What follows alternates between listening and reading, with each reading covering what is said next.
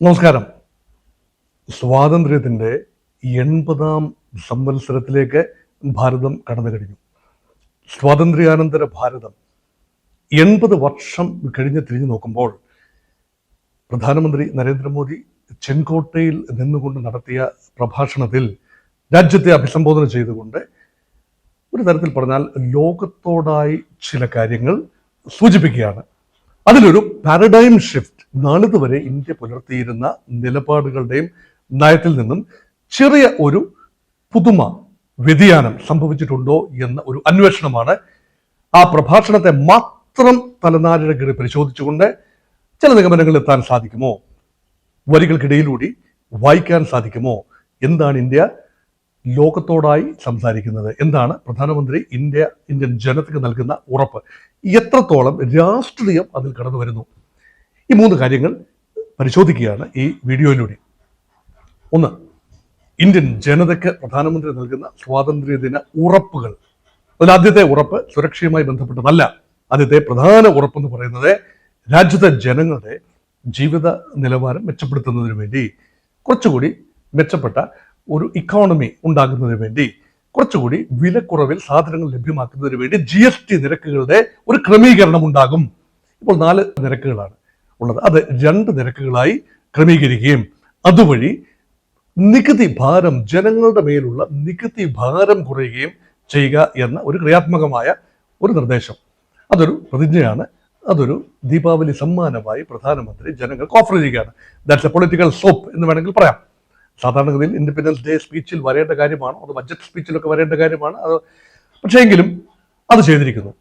പക്ഷേ ഇത് ചെയ്തതിന് പിന്നിൽ മറ്റൊരു ഉദ്ദേശം കൂടി കാണേണ്ടതില്ലേ? അതാണ് വരികൾക്കിടയ്ക്കൂടെ വായിക്കുക എന്നതുകൊണ്ട് ഉദ്ദേശിക്കുന്നത്. ഇന്ത്യ ആഭ്യന്തര വിപണി ശക്തമായി നിലനിർത്തേണ്ട ആവശ്യകത, ഉപഭോഗം വൻതോതിൽ ആഭ്യന്തരമായി വർദ്ധിക്കണം. ന്യായമായ വിലക്ക് സാധനങ്ങൾ കിട്ടിയെങ്കിൽ മാത്രമേ വൻതോതിൽ ഉപഭോഗം വർദ്ധിക്കൂ.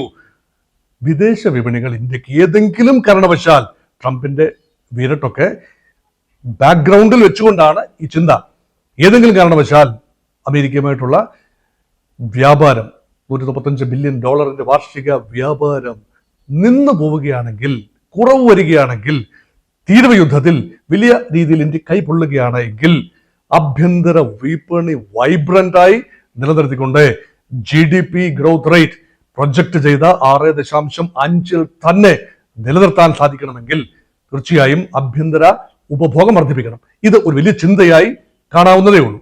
അതാണ് ഒരു take away from the speech.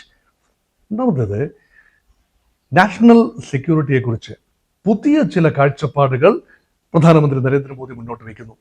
നമ്മൾ അത്ര പ്രതീക്ഷിച്ചിരുന്നൊരു കാര്യമല്ല. പാകിസ്ഥാനെ പാഠം പഠിപ്പിക്കും, ഇന്ത്യ ഡിഫൻസ് എസ്റ്റാബ്ലിഷ്മെന്റ് സജ്ജമാക്കും എന്നൊക്കെ പറഞ്ഞാൽ അതൊരു ജനറലിസ്റ്റ് സ്റ്റേറ്റ്മെന്റായി മാത്രമേ നമ്മൾ കാണൂ. പക്ഷേ ഇപ്പോൾ ഇതാ പ്രധാനമന്ത്രി പറഞ്ഞു വച്ചിരിക്കുന്നു, സുദർശന ചക്രം കയ്യിലെന്താൻ പോവുകയാണ് ഭാരതം. എന്താണ് സുദർശന ചക്രം? ലോർഡ് മഹാവിഷ്ണു 4 കരങ്ങളിൽ, ഒന്നിൽ സർവം നശിപ്പിക്കാൻ കഴിയുന്ന, വേണ്ടി വന്നാൽ മാത്രം ഉപയോഗിക്കാൻ കഴിയുന്ന സുദർശന ചക്രം. അതൊരു വിശ്വപ്രതിഭാസമാണ്, ഒരു സങ്കല്പമാണ്. ആ സങ്കല്പത്തെ ഭാരതത്തിന്റെ സുരക്ഷയുമായി ബന്ധിപ്പിച്ചുകൊണ്ട് ഭഗവാൻ കൃഷ്ണന്റെ സുദർശന ചക്രം ഇന്ത്യയുടെ സുരക്ഷാ കവചമൊരുക്കും. അത് അതിന് മൾട്ടി ഡയമെൻഷണൽ ഒരു പെർസ്പെക്റ്റീവാണ് അതിനുള്ളത്. ഒന്ന്, തദ്ദേശീയമായി ആയുധങ്ങൾ വികസിപ്പിക്കും. കുറെ കാലമായിട്ട് പറയുന്നുണ്ട്, മേക്ക് ഇൻ ഇന്ത്യയുടെ ഭാഗമായി ഇന്ത്യ ആയുധങ്ങൾ വികസിപ്പിക്കും. പരമാവധി ആയുധ ഇറക്കുമതി കുറച്ചുകൊണ്ടുവന്ന് ഇന്ത്യയിൽ തന്നെ അത്യന്താധുനിക യുദ്ധ ഉപകരണങ്ങൾ നിർമ്മിക്കും. വേണ്ടി വന്നാൽ, പറയാതെ പറഞ്ഞു വെക്കുന്നതാണ്, വേണ്ടി വന്നാൽ ആയുധങ്ങൾ net exporter of advanced weapons. ഇന്ന് അമേരിക്കയും റഷ്യയും ഫ്രാൻസും ബ്രിട്ടനും ഒക്കെ ഇരിക്കുന്ന ആ ഒരു സ്ഥാനത്ത് ഇന്ത്യ നിർമ്മിത മെയ്ഡ് ഇൻ ഇന്ത്യ ആയുധങ്ങൾ കയറ്റുമതി ചെയ്യാൻ ആത്യന്തികമായി തയ്യാറെടുക്കുകയാണ്, ഗിയറപ്പ് ചെയ്യുകയാണ്. ഇന്നതില്ല, പക്ഷെ വൻതോതിൽ അത് ഉണ്ടാകാനുള്ള സാധ്യതയുണ്ട്. ഇന്ത്യ നിർമ്മിക്കുന്ന യുദ്ധവിമാനങ്ങൾ ആഫ്രിക്കൻ അല്ലെങ്കിൽ ലാറ്റിൻ അമേരിക്കൻ രാജ്യങ്ങളിലേക്ക് കയറ്റുമതി ചെയ്യുന്നത് ആലോചിച്ച് നോക്കൂ. ഇന്ന് യുദ്ധവിമാനങ്ങൾ ഇന്ത്യ ഇറക്കുമതി ചെയ്യുകയാണ്. മിറാഷ് യുദ്ധവിമാനം ഫ്രാൻസിൽ നിന്ന് ഇറക്കുമതി ചെയ്യുകയാണ്. അതുപോലെ ഫ്രാൻസിൽ നിന്നും ഉള്ള അത്യന്താധുനികമായ വിമാനങ്ങൾ ഇറക്കുമതിയായിരുന്നല്ലോ, വലിയ റഫാൽ വിമാന ഇറക്കുമതിയായിരുന്നല്ലോ, വലിയ തർക്ക വിഷയമായതും ഇന്ത്യയുടെ സുരക്ഷയ്ക്കായി അവസാനം എത്തിയതും റഫാൽ തന്നെയാണ്. റഫാലും മിറാഷും ഒന്നും ഇന്ത്യയിൽ ഉത്പാദിപ്പിക്കാനാവില്ല. ബ്രിട്ടൻ നൽകുന്ന ജാഗ്വാറും ഉത്പാദിപ്പിക്കാനാവില്ല. F-16 F-35 ഒന്നും തന്നെ ഇന്ത്യയിൽ ഉത്പാദനമില്ല, അമേരിക്കയിൽ നിന്ന് ഇറക്കുമതി ചെയ്യുന്നതുമില്ല. പിന്നെ ഉള്ളത് റഷ്യയിൽ നിന്ന് ഇറക്കുമതി ചെയ്യുന്ന മിഗ് വിമാനങ്ങളാണ്. അതിപ്പോൾ ഇന്ത്യയിൽ തന്നെയാണ് ഉത്പാദിപ്പിക്കുന്നതും. അതിനുള്ള ലൈസൻസ് ഇന്ത്യക്ക് പണ്ട് തന്നെ റഷ്യ നൽകിയതുമാണ്. ഇനിയിപ്പോൾ ഉള്ളത് Su-57. ആ വിമാനം റഷ്യയിൽ നിന്നും വാങ്ങുകയും ടെക്നോളജി ഉൾപ്പെടെ വാങ്ങിയെടുക്കുകയും പിൽക്കാലത്ത് ഇന്ത്യയിൽ അത് നിർമ്മിച്ച് വികസിപ്പിച്ച് വൻതോതിൽ പരിഷ്കരിച്ചെടുക്കുകയും ചെയ്യുക എന്നതാണ് പദ്ധതി. ഇപ്പോൾ അത് ഓൺ പേപ്പറാണ്. തീർച്ചയായും അത് മുന്നോട്ട് പോകുമെന്നതിന്റെ സൂചന തന്നെയാണ് പ്രധാനമന്ത്രിയുടെ വാക്കുകളിൽ കാണുന്നത്. അതുപോലെ ഇന്ത്യയുടെ നഗരങ്ങൾ, വിമാനങ്ങളുടെ കാര്യം ഇവിടെ നിൽക്കട്ടെ, നഗരങ്ങൾ, ഇന്ത്യയുടെ തന്ത്രപ്രധാനമായ മേഖലകൾ, താജ്മഹൽ ഉദാഹരണം, ടൂറിസ്റ്റ് കേന്ദ്രങ്ങൾ, ബോംബെയിലെ നിർണായകമായ കേന്ദ്രങ്ങൾ, അവിടെയൊക്കെയാണല്ലോ ഭീകരാക്രമണം ഉണ്ടായത്. നരിമാൻ ഹൗസിൽ ഭീകരാക്രമണം ഉണ്ടായ ബോംബെയിൽ, ഇന്ത്യ ഗേറ്റ് വേ ഓഫ് ഇന്ത്യയിൽ ആക്രമണം ഉണ്ടായി. അതിന് ചുറ്റുപാടുമുള്ള താജ് ഹോട്ടലിൽ, ടാറ്റയുടെ താജ് ഹോട്ടൽ ആക്രമണ വിധേയമായി. വിക്ടോറിയ ടെർമിനസ് ഇന്ത്യയുടെ തീർച്ചയായും സ്ഥിരാകേന്ദ്രമാണ്, ഗതാഗത സ്ഥിരാകേന്ദ്രം. ബ്രിട്ടീഷുകാരുടെ സമയത്തെ ഉള്ള റെയിൽവേ സ്റ്റേഷൻ ആക്രമണ വിധേയമായി. Bombay Dalal street, Bombay stock exchange. അപ്പോൾ ടെററിസ്റ്റുകൾ തന്ത്രപ്രധാനമായ സിംബോളിക്കായ കേന്ദ്രങ്ങളാണ് എപ്പോഴും ടാർഗറ്റ് ചെയ്യുന്നത്. അതോടൊപ്പം സോഫ്റ്റ് ടാർഗറ്റ്സ് ഉണ്ട്, ആക്റ്റീവ് വൈബ്രന്റ് മാർക്കറ്റ് പ്ലേസുകളുണ്ട്. ഇതെല്ലാം നഗരങ്ങളിലെ, പ്രത്യേകിച്ച് വലിയ തിരക്കുള്ള സ്ഥലങ്ങളിലെ നിർണായക സ്ഥാനങ്ങൾ സംരക്ഷിക്കാൻ പ്രത്യേകമായ പദ്ധതികളൊന്നും തന്നെ ഉണ്ടായിരുന്നില്ല. അവിടെയൊക്കെ സുരക്ഷാ ക്രമീകരണങ്ങൾ കൂട്ടും, ഗ്രൗണ്ട് ലെവൽ സുരക്ഷാ ക്രമീകരണങ്ങൾ കൂട്ടും. പക്ഷെ ഇനി വരാൻ പോകുന്നത് സുദർശന ചക്രത്തിന്റെ പരിധിയിൽ തന്ത്രപ്രധാനമായ സ്ഥലങ്ങൾ വരികയാണ്. ഒരുപക്ഷെ അയോധ്യയിലെ രാമക്ഷേത്രം പോലും, ആഗ്രയിലെ താജ്മഹൽ പോലും, ഡൽഹിയിലെ കുത്തബ് മിനാർ പോലും ഒക്കെ വരാനുള്ള സാധ്യതയാണ്. തെളിച്ചു പറയുന്നില്ല ഇന്ന സ്ഥലങ്ങളെന്ന്. പക്ഷേ തന്ത്രപ്രധാനമായ സ്ഥലങ്ങളിൽ ത്രിതല സുരക്ഷയാണ്. വ്യോമമാർഗവും ഒരുപക്ഷെ ഡ്രോണുകൾ ഉപയോഗിക്കുമായിരിക്കാം. ഈ സാറ്റലൈറ്റ് സർവൈലൻസിലൂടെ സാറ്റലൈറ്റുകൾ നൽകുന്ന ചിത്രങ്ങൾ സമഗ്രമായി അപഗ്രഥിക്കാനുള്ള സംവിധാനം ഉണ്ടാകും. അതുപോലെ ഗ്രൗണ്ട് ലെവൽ സെക്യൂരിറ്റി ബീഫിംഗ്. ചുരുക്കത്തിൽ ഏറിയൽ ഓബ്ജക്ട്സിലൂടെ ആക്രമണം വരും എന്ന ഒരു ചിന്ത ഇന്ത്യക്ക് ഉള്ളതുപോലെ തോന്നുകയാണ്. കാരണം നമുക്കറിയാമല്ലോ, ഓപ്പറേഷൻ സിന്ദൂർ സമയത്ത് പാകിസ്ഥാനിൽ നിന്നും കടന്നു വന്ന യുദ്ധവിമാനങ്ങൾ, മിസൈലുകൾ, റോക്കറ്റുകൾ, ഡ്രോണുകൾ എല്ലാം തന്നെ നമ്മുടെ S-400 റഷ്യയിൽ നിന്ന് നമ്മൾ വാങ്ങിയെടുത്ത S-400 സംവിധാനം ഉപയോഗിച്ചുകൊണ്ട് തകർത്തതും പാകിസ്ഥാന്റെ മണ്ണിലാണ് 5 യുദ്ധവിമാനങ്ങളെങ്കിലും വീണതെന്ന് ഓർക്കണം. 100 മുതൽ 300 കിലോമീറ്റർ വരെ ഉള്ളിൽ, പാകിസ്ഥാന്റെ ഉള്ളിൽ ഇന്ത്യക്ക് നേരെ ചീറിപ്പാഞ്ഞെത്തിയ വിമാനങ്ങൾ താഴെ വീണു. അത് S-400ന്റെ മെറിറ്റ് ആണ്. ഇന്ത്യയുടെ ആകാശ് മിസൈൽ പ്രതിരോധ സംവിധാനം ഉണർന്ന് പ്രവർത്തിച്ചത് കൊണ്ടാണ് ഡ്രോണുകളും വിമാനങ്ങളും റോക്കറ്റുകളും ഇന്ത്യക്കുള്ളിൽ കാര്യമായി പതിക്കാഞ്ഞത് എന്നുകൂടി ഓർക്കുമ്പോൾ ഇസ്രയേലിന്റെ അയൺ ഡോം, ഡേവിഡ് സ്ലിംഗ്, അതുപോലെ ആരോ സംവിധാനം, അതിനെ വെല്ലുന്ന രീതിയിൽ ഒരു സുരക്ഷാ കവചം ഒരുക്കുന്നതിനുള്ള വിശാലമായ പദ്ധതിയാണ് നരേന്ദ്രമോദി ഒരു നയം എന്ന രൂപത്തിൽ ജനത്തോടായും ലോകത്തോടും പറയുകയാണ്, don't mess with India, we have the preparedness. പക്ഷെ എളുപ്പമല്ല. ഇസ്രയേൽ ചെറിയ രാജ്യമാണ്, ചെറിയ ജനസംഖ്യയുള്ള, ചെറിയ ഭൂമിയുള്ള ചെറിയ രാജ്യം. അവിടെ ഒരുക്കുന്ന കവചം അതിൻ്റെ എത്രയോ 1000 ഇരട്ടി പ്രതിരോധ ശേഷി ആവശ്യമുണ്ട്. ഇന്ത്യക്ക് മേൽ കുട വിരിച്ചു നിൽക്കുന്ന ഒരു ഏറിയൽ ഡിഫൻസ് സംവിധാനം. പക്ഷെ അതിലേക്ക് തന്നെയാണ് ഇന്ത്യ നീങ്ങുന്നത് എന്നതിൻ്റെ ഉദാഹരണമാണ് സുദർശന ചക്ര എന്ന ഒരു നയം തന്നെ, ഒരു പദ്ധതി തന്നെ. അതാണ് ഒരു ടേക്ക് അവേ. ഈ ഒരു ഇൻഡിപെൻഡൻസ് ഡേയിൽ സുരക്ഷയ്ക്ക് അറ്റ്മോസ്റ്റ് പ്രാധാന്യം നൽകുന്ന ഭാരതത്തിന്റെ പ്രധാനമന്ത്രി മറ്റൊരു ഡയമെൻഷൻ കൂടി ചേർത്ത് വായിക്കേണ്ടതുണ്ട്. നിങ്ങൾ ലോകരാജ്യങ്ങൾ, അമേരിക്കയാകട്ടെ, മറ്റേതെങ്കിലും ഒപ്പക് രാജ്യങ്ങളായിക്കൊള്ളട്ടെ, ഇനി ഈവൻ റഷ്യ ആയിക്കൊള്ളട്ടെ, ഇന്ത്യക്ക് നേരെ ഏതെങ്കിലും കാരണവശാൽ എണ്ണയുടെ കാര്യം പറഞ്ഞുകൊണ്ട് തിരിയുകയാണെങ്കിൽ വി ഹാവ് ഓപ്ഷൻസ്. അത് ന്യൂക്ലിയർ ഓപ്ഷൻ ആയിരിക്കും എന്ന രീതിയിലാണ് ഇന്ത്യയുടെ പ്രധാനമന്ത്രിയുടെ സ്വാതന്ത്ര്യദിന സന്ദേശം. എന്താണ് ന്യൂക്ലിയർ റൂട്ട്? ഇപ്പോൾ നിലവിൽ ഊർജ ഉത്പാദനത്തിന് വേണ്ടി തന്നെയാണ് ചെറിയ തോതിലെങ്കിലും ആണവ സാങ്കേതികവിദ്യ ഉപയോഗിക്കുന്നത്. ലോകത്തിലെ ഒന്നൊന്നായി ചില രാജ്യങ്ങൾ, ജപ്പാൻ ഉൾപ്പെടെ രാജ്യങ്ങൾ ആണവ ഫുക്കുഷിമയ്ക്കൊക്കെ ശേഷം ആണവ ഊർജ ഉപയോഗത്തിൽ നിന്നും തന്ത്രപരമായി നയപരമായി വിട്ടുനിൽക്കുന്നു. പക്ഷേ അമേരിക്കൻ പ്രസിഡന്റ് ഡൊണാൾഡ് ട്രംപ് പറയുന്നു ഡ്രിൽ ബേബി ഡ്രിൽ എന്ന് പറഞ്ഞാൽ ഹൈഡ്രോ കാർബൺ ഉപയോഗിച്ചുകൊണ്ട് ലോകത്തെ പൊള്യൂട്ട് ചെയ്തുകൊണ്ട് ഞങ്ങൾ എണ്ണ ഉണ്ടാക്കും, ഉൽപ്പാദിപ്പിക്കും, വിൽക്കും. ഞങ്ങൾക്ക് യാതൊരു ആഗോള പ്രതിബദ്ധതയുമില്ല.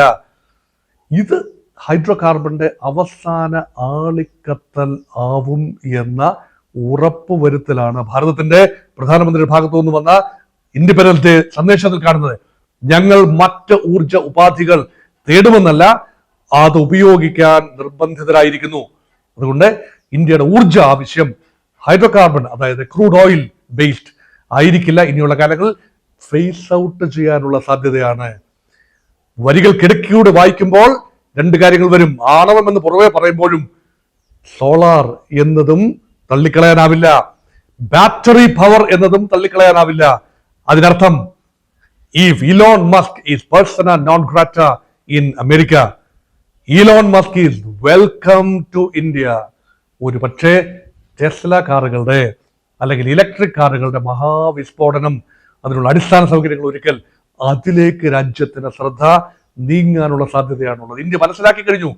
ഉപരോധം, ഇന്ത്യക്കെതിരെയുള്ള ഉപരോധങ്ങൾ, ഇന്ത്യക്കെതിരെയുള്ള പിഴ പലിശ അല്ലെങ്കിൽ പിഴ തീരുവകൾ, ട്രംപിന്റെ റിറ്റാലിയേറ്ററി ടാരിഫ്, റഷ്യ ബന്ധം പറഞ്ഞുകൊണ്ട്, റഷ്യയിൽ നിന്ന് ഇന്ത്യ എണ്ണ വാങ്ങുന്നു എന്ന കാര്യം പറഞ്ഞുകൊണ്ട് നാളുകളിലും ഒരുപക്ഷെ ഇങ്ങനെയുള്ള ഉമ്മാക്കി കാട്ടലുണ്ടാകാം. അതുകൊണ്ട് സെൽഫ് റിലയൻസ്, ആ പോളിസി ഭാരതം ഊന്നിപ്പറയുന്നു, മോദി ഊന്നിപ്പറയുന്നു.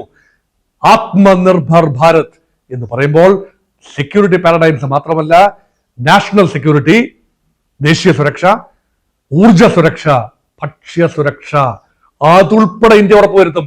അതാണ് മൂന്നാമത്തെ കാര്യം.